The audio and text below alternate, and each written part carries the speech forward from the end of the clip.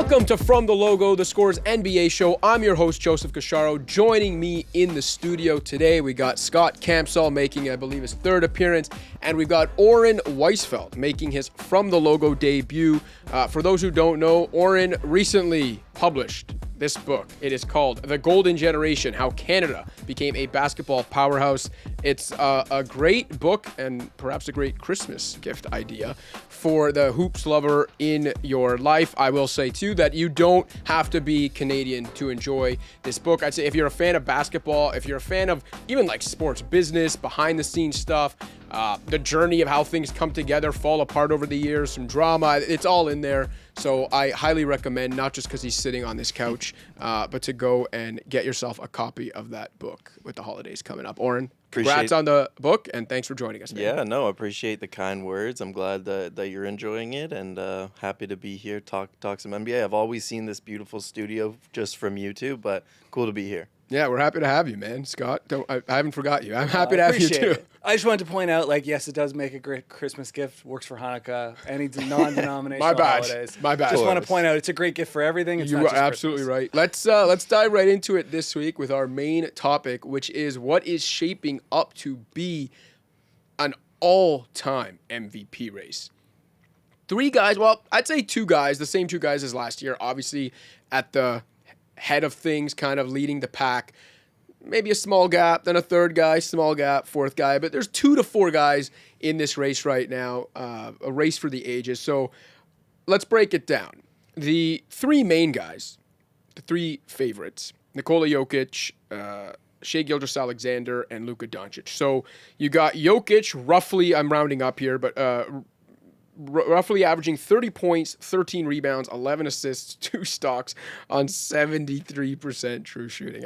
This guy's unreal. Jeez. You got Shai, last year's MVP, same odds as Jokic right now, averaging roughly 33 points, 5 rebounds, 7 assists, 2 stocks on 68% true shooting. An all-time season. He's one-upping himself, and he already just won MVP. And, oh, by the way, his team is 17-1 and on pace for 78 wins, and their second-best player hasn't played a minute yet. And then Luka Doncic, who did miss some time, came back and hasn't missed a beat, plus 325 in the betting odds to an MVP. 29 points, 9 rebounds, 8 assists, 2 stocks, 62% true shooting, and he is, in a way, a distant third. That's the race we're talking about. We'll talk about a fourth guy later. But, Oren, let's start with you since you're our guest.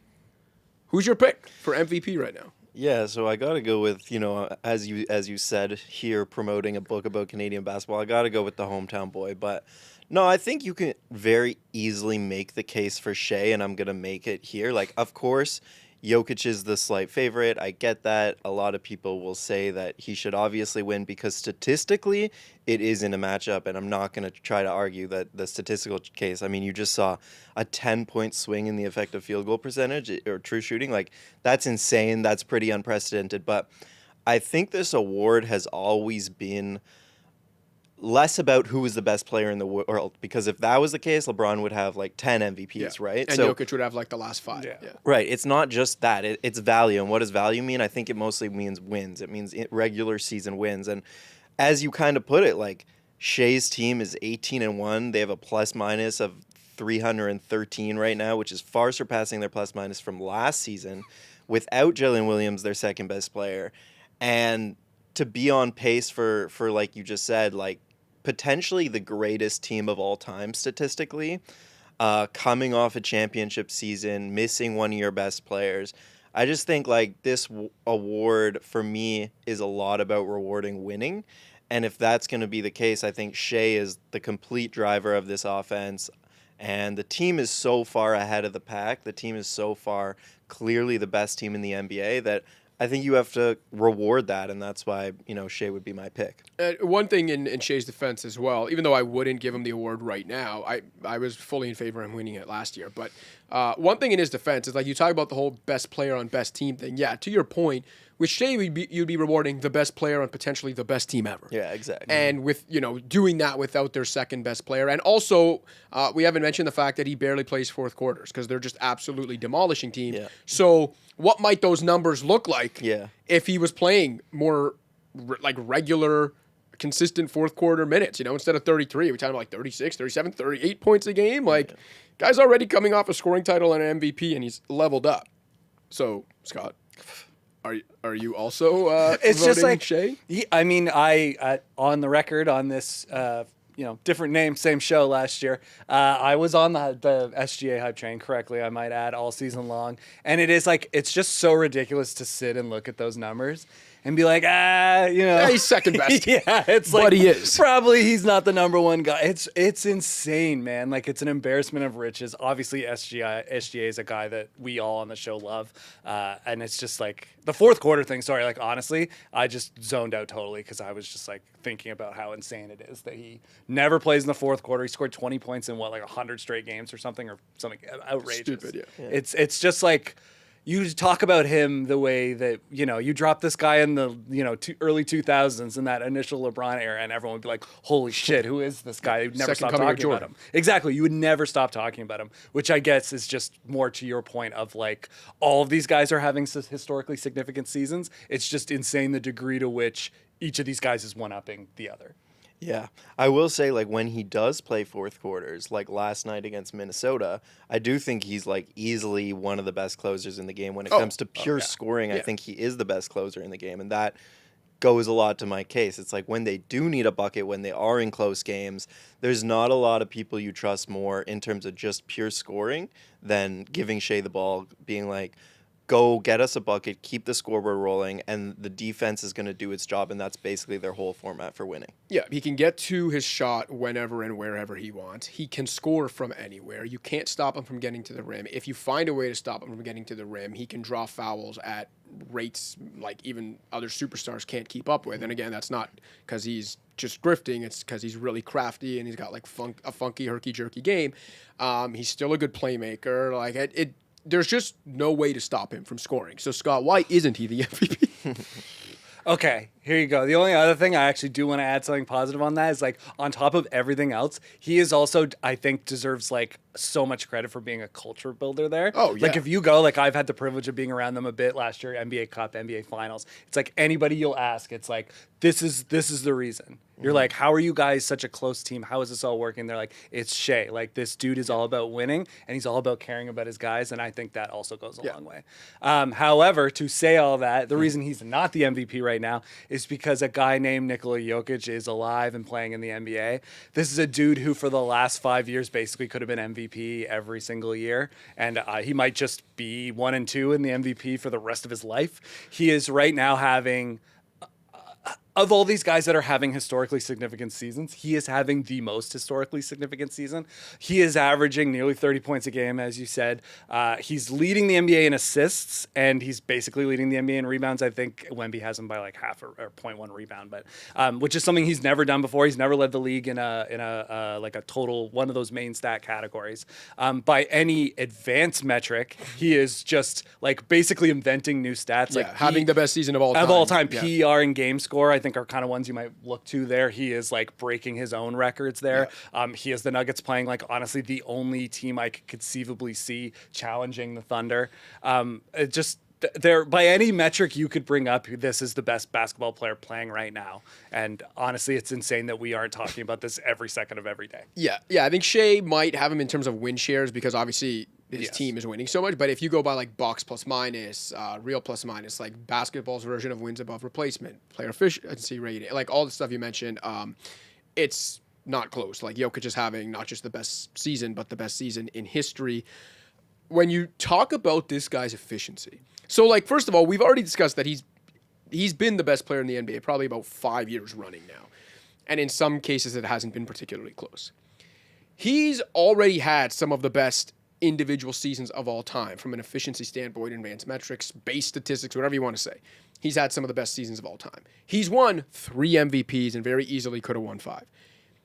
He's 30 years old, and he's getting better. Every year he's getting better. It doesn't make sense. And like, just to give you an idea of how insane what he's doing right now is, but also how remarkable he is in general. So I put those numbers up. Like we saw the true shooting percentage, 73%. If you want to break it down. So he's shooting 70% on 2-pointers, 43% on a decent volume on three-pointers, and 85% on free throws. So I went in, and again, he's averaging nearly 30 points, 29.6 points, essentially a 30-point triple-double on that efficiency. So then I went in and was like, okay, this, even just those percentages, even in a small sample of 17 games, seem effing insane. So I was like, let me go try to find StatHead has that great team span finder thing you can use.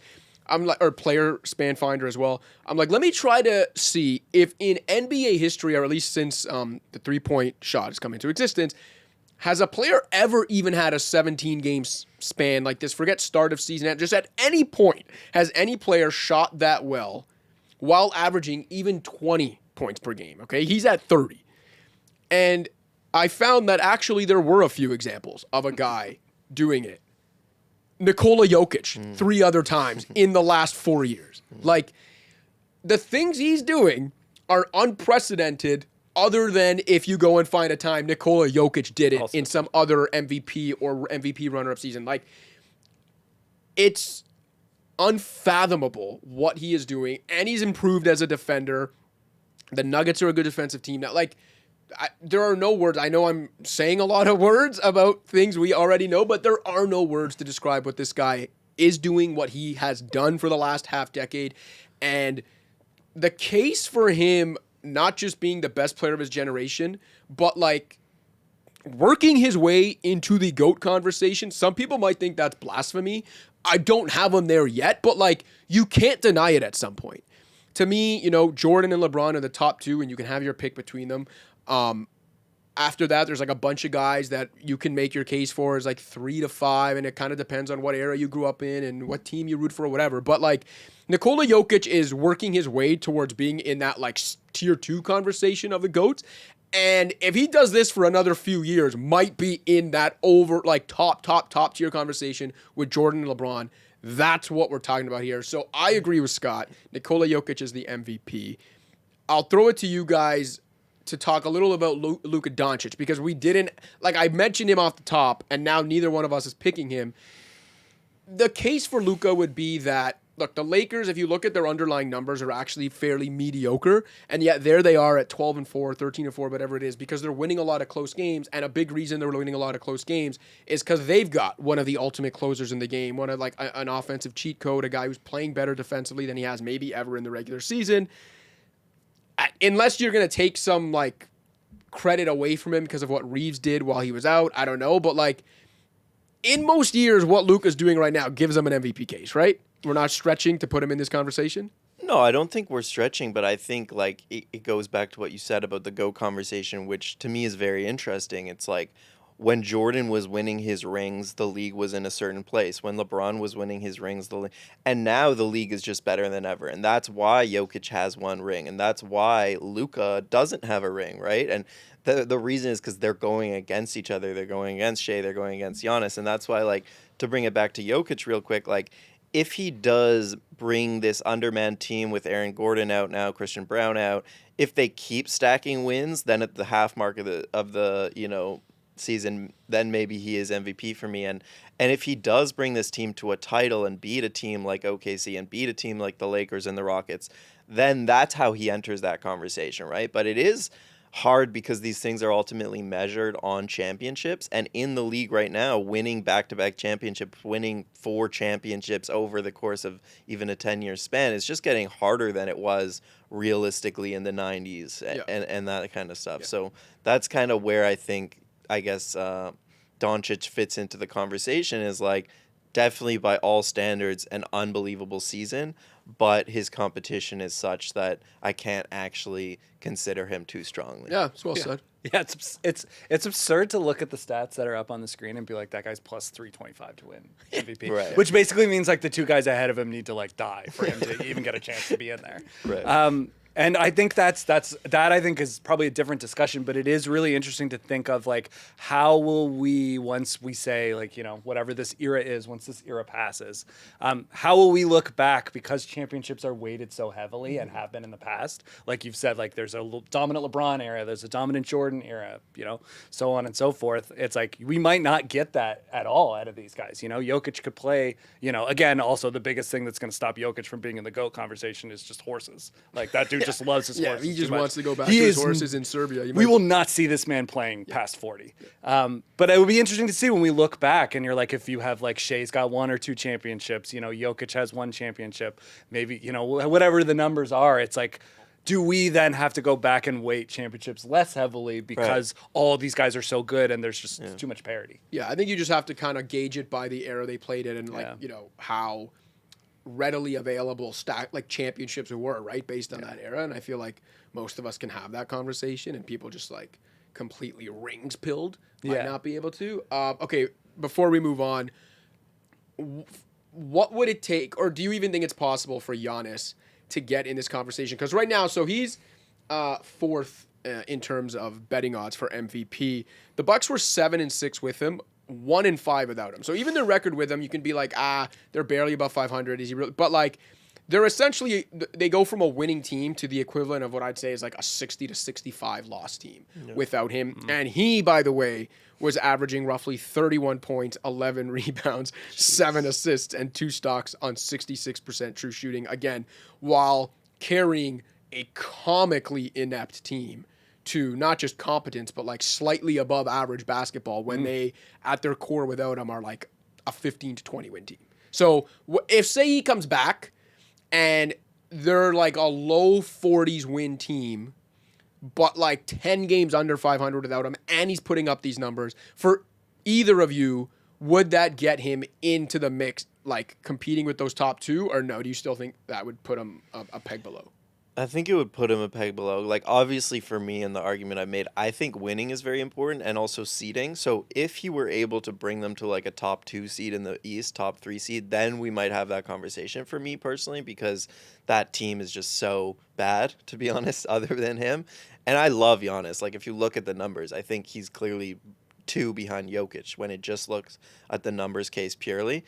But I do think he would have to really dig that team out of a hole and get them towards the top of the Eastern Conference if he was going to be within the number 1, 2 of that race. Yeah, it's a real old school kind of like MVP campaign. The like undermanned guy that does it all, like, you know, didn't expect to see them in the playoffs kind of run. But I mean, as long as if in this hypothetical scenario the other 3 guys that we talked about are still alive and playing basketball, then there's just no chance that Giannis is getting in this conversation. Yeah, I think at best he can like maybe usurp Luka for third place on people's ballots, but I just don't think, even just how, like I said, inept this Bucks team is, even if he comes back and gets them into like the second half, the bottom half of the East playoff picture, it's not going to be enough when measured against these historical seasons by Jokic and Shea. And also, it is as easy as ever to get into the Eastern Conference. Oh, well, see, I would actually say the opposite. I'd say it's harder to get into the Eastern Conference playoff conversation, because look at the East right now, man. The Celtics are like the Tatumless Celtics, 2 games over 500. I think the Bucks are in 11th right now. Yeah. A game under 500. But right now, you need to be a winning team to even be 10th, which we haven't been able to say in the East in a long time. Like, the middle of the East, I think, is actually more competitive than the middle of the West right now. Yeah. Yeah. I mean, for sure right now, like, your point totally stands. Like, check back in on me 3/4 of the way through the season when half of these teams decided that it's more valuable to tank. So you're saying you don't believe in the Chicago Bulls? Never have, never will. All right, let's get to another East team, one at the top though, and see how much you guys believe in them. The Detroit Pistons, their 13-game winning streak came to an end on Wednesday, losing in Boston in a feverish NBA Cup game that everyone was actually really excited about. Honestly, literally. Watched in the media room. All right, so the Pistons, despite that loss, they're still tops in the Eastern Conference, second in the overall standings, top 8 marks in efficiency on both ends of the court, despite a decent amount of injuries piling up early in the season. I think they've got like the 8th most man games lost to injury. So, in case you're wondering how they're doing it, they've got an absolutely elite defense anchored by Jalen Duren, who's a most improved player candidate. Isaiah Stewart coming off the bench behind him, another great rim protector. Good defensive wings like Asar Thompson and Ron Holland. Cade Cunningham basically doing whatever is necessary to kind of keep them afloat, even if he's going to miss 30 shots to do it. He's also decreased his turnover rate, which was like a big thing for him early in his career when there was no spacing around him. He was a turnover machine this year. even with the injuries piling up and like less talent around him, his efficiency lagged in terms of his shooting, but his turnovers are it's the lowest rate of his career. So shouts to him there. Depth pieces like Duncan Robinson, trying to make up for the losses of Malik Beasley and Tim Hardaway Jr., doing his best there from deep. Javonte Green, Dennis Jenkins, which makes me think of Conor McGregor. Who the fuck is that guy? So they could use some more shooting, but Jaden Ivey's back now after missing most of 2025. They also they have all their own picks and good young players and some contracts. If they wanted to make a win now move, they can do it without completely mortgaging their future. So that's all the context you guys need, I believe, to make an educated it's great introduction. Yeah, we got it. Yeah. Do you believe in them? I believe in them. Are they a real threat to actually like win the East? I'm not just saying, do you believe they're good? No, Can they win the East? I think it's a great question because you always see these young kind of teams overachieve in the regular season, but that doesn't always mean playoff success, right? And so how do you actually differentiate like what makes a young team real versus what makes a young team regular season good? And, like we're obviously in Toronto, the Raptors, for example, are a team that is regular season really good. However, they do rely on, speed, pace, transition a ton. And so often, like in the playoffs, that part of the game is minimized and it slows down. It becomes more physical and it's the half-court game. I think what makes me believe in the Pistons is actually that, like, Cade likes playing in mud. Like, Cade brings the ball up, and if there's not a clear transition opportunity, he really likes slowing the game down because he knows, like, he's such a manipulator of defenses that he can get a good shot almost any time. It's like that Cade Duren pick and roll. They're just getting really good shots on that. They're putting 2 on Cade. Duren runs into space, whatever it might be. So for that reason, I don't think like the Pistons really play like a young team. They like to play in a slow environment. They are a little bit battle tested from what happened in the playoffs last year. So I totally think they could come out of the East this year. Yeah. Yeah, I think all good points. I think the two things that excite me most about this team and make me kind of feel like it's more on the real side are I just like my favorite thing in the NBA is when like a semi-young team kind of breaks through. Like I want to say like Houston's probably the most recent example of like took them a couple years and then all of a sudden they're legit. And this is a team, as you mentioned, full of young guys. I won't list them all again, but this is all young guys hitting their stride. This might not be, this certainly isn't Cade's coming out party, but he has adjusted his game, as you mentioned, cutting down on the turnovers and being the playmaker that they need right now in a way that I think has been huge for them. Duren also is all of a sudden a beast. Like this dude is doing it on both ends of the floor, averaging a double-double, like legit all-star candidate at this point. If Wemby misses enough time, like if he doesn't get to the 65-game minimum, I think Jalen Duren might be the favorite to win Defensive Player of the Year. Oh, he's right in there for sure, which kind of leads me to my second point, which is that they have an identity. Like this is a defensive team that plays hard. Like they are basically limiting teams at the rim. They're playing physical. I think they've got one of the highest turnover rates, like forcing other teams' turnovers, and one of the highest foul rates. Like these are dudes that are playing hard. They're getting into you. They're protecting the paint. They have this physical or this defensive physical identity that I think is something that they can really build on and carry forward. This isn't just kind of like off a whim. The one thing that I do think is concerning for them for the playoffs is just the lack of shooting. Like to your point, once you hit the playoffs, like things slow down. They're going to get you in the mud and you're going to need guys to shoot. They've got Duncan Robinson running his ass off right now across the floor trying to get open shots. Obviously, they'll get Ivy back, and I think he's like a 40% catch and shoot three-point shooter, which is huge. Even Beef Stew is shooting 40% from three, which is also kind of a wild thing. So maybe that helps them. Maybe they swing. Maybe they make a move. But anyway, I think I like this team. They look great. And I think my only concern would just be the shooting at this point. Yeah, I think that's the one drawback right now. Like I mentioned that, Duncan Robinson doing his best to make up for the losses of Beasley and Hardaway. Those guys combined hit almost 500 threes last year. Duncan Robinson's not, and I'm not saying they have to like replace every single one of them to be a playoff contender, but they need to be able to shoot the ball or have more threats at least, I think, to survive like a 4-round or even a 3-round playoff gauntlet. And that's where, between Robinson, maybe Ivy being back. And then I think more so that's something that they could probably address in a trade. And like if they want to swing for the fences type deal, Lauri Markkanen's out there. Yep. And if not, maybe there's like a lower level guy they could find. But I'm with you both. No no arguments here. Maybe not as interesting as I hope this. I was hoping one of us would be like, these they're guys frauds. suck. No, but Yeah. we just can't. Like, we can't make Yes. stuff up. And I think a good stat too is like to show that you can't get off to this kind of start and have it be a fluke. This is 14 teams before Detroit in the history of the NBA had won 15 of their first 17 games to start a season.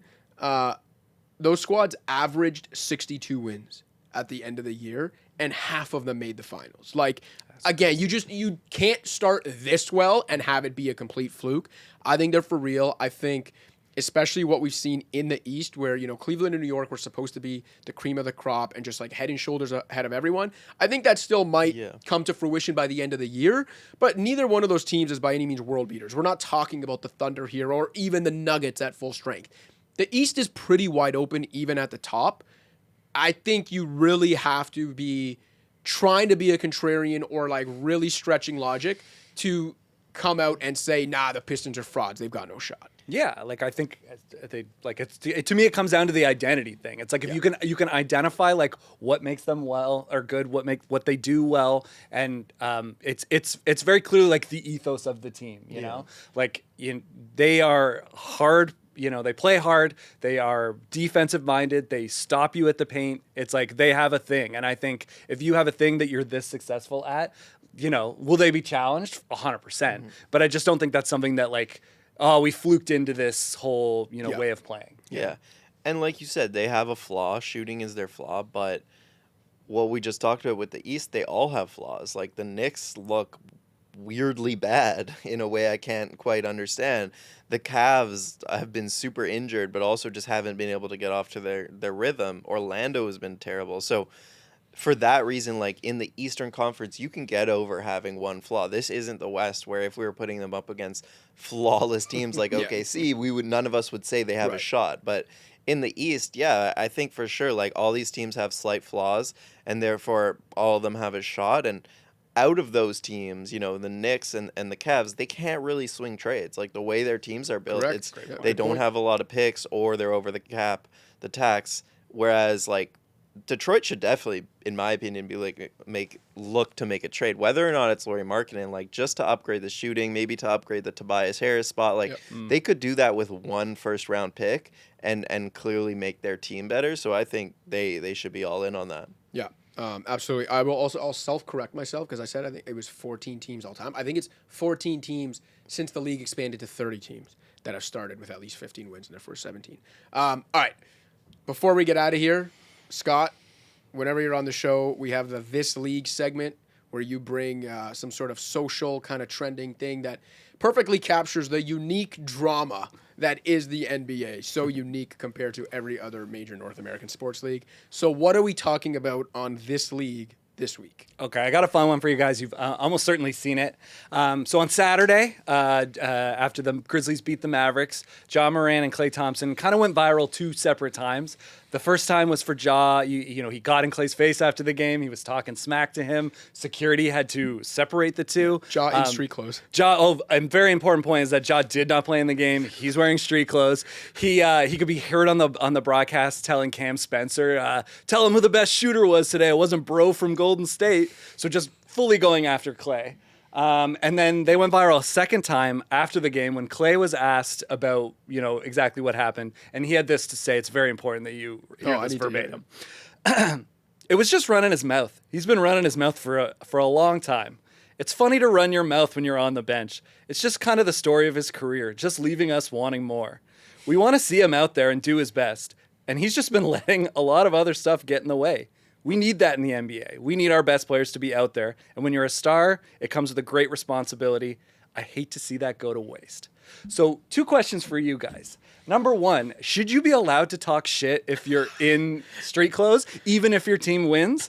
And then the second one, I just want to know if you've ever heard a player roast another player like to their core, but in such a like honest and just like a parent, respectful way. Like, yeah, he wasn't being a dick about it. He was just kind of like, these are the facts. He almost gave him the like, I'm not mad, I'm disappointed. Yeah, parent thing, right? Yeah, like as a league too. Like it's a huge issue for all of us. Listen, man, I've talked before about the wasted talent thing with Ja.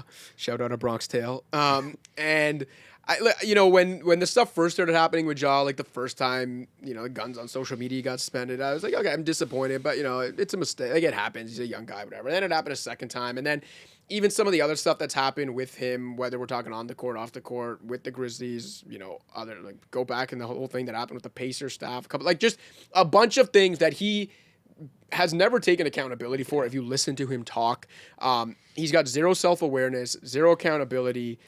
This is just more childish, fake, tough guy, wanksta stuff from Demetrius Ja Morant, okay? And I'm still waiting. I think the biggest troll that any NBA player can give, and I wish Klay would have been the one to do it, but at some point, some NBA player, when Ja starts running his mouth and trying to be a tough guy in sweats because he never plays anymore, some NBA player just has to be like, oh, don't shoot. No, I'm so scared. Like, just troll how much of a fake tough guy this guy is. Yeah, that's a good one.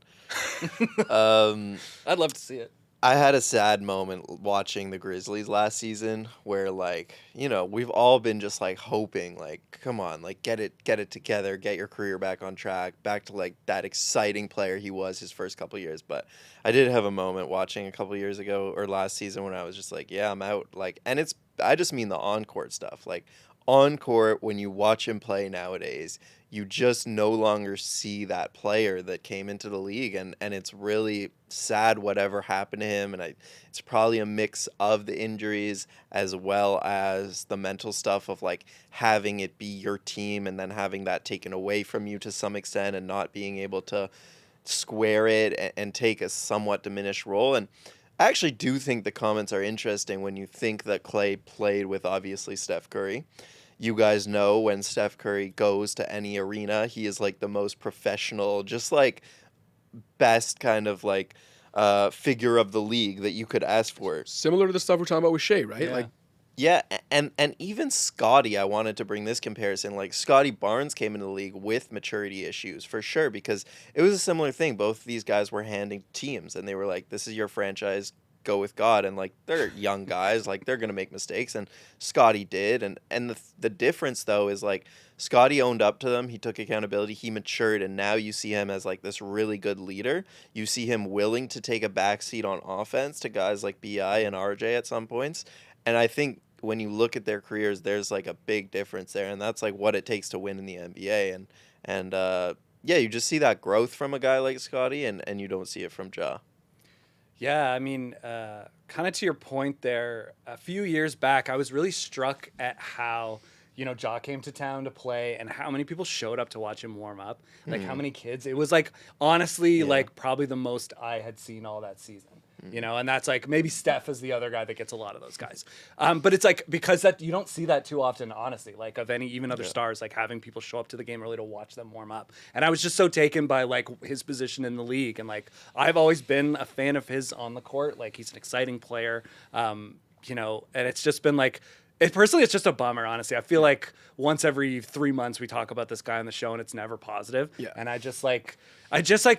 it's I don't even see the future here, because it's I don't think it's with Memphis, but it's also who's going to trade, for this guy in this current situation. And just I personally hope he turns it around, because he was at such a high place. But it's just so disappointing that this keeps happening. Dallas?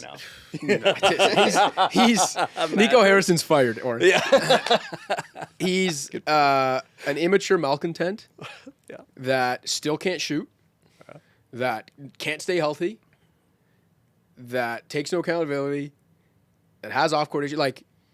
Damaged goods doesn't even begin to describe it, and I just have no sympathy left for him because of the way he handles his business and runs his mouth.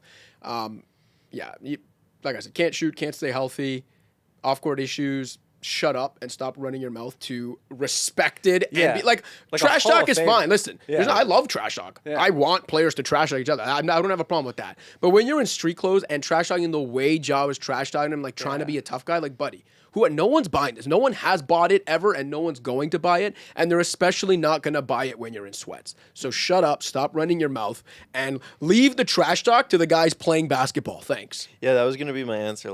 I think there are, not exactly, but there are players who are in sweats who can talk trash. There are situations where if your team 100%. wins, I'm okay with that, but you probably don't want to do it to Klay Thompson, who has, 4 championship rings? Like, you probably, that's not the guy to go after. Well, it's like, also, both of your teams suck. Like, it's That's November, and you're getting in his face, and it's like, Klay is at, like, the twilight of his career. Like, what are you proving exactly by doing that? You know what I mean? The same thing John Morant has always proven. Absolutely nothing. And I think that's a good way to end things this week. Oren, appreciate you coming in again, man. Like I told people, go out and get The Golden Generation. It's a great read for the basketball fan in your life. Scott, always love having you in here. We'll see you again in a couple weeks. For Zach and Adrian in the control room, I'm Joseph Casciaro. This has been From the Logo. Don't forget to like and subscribe, and we'll see you next week.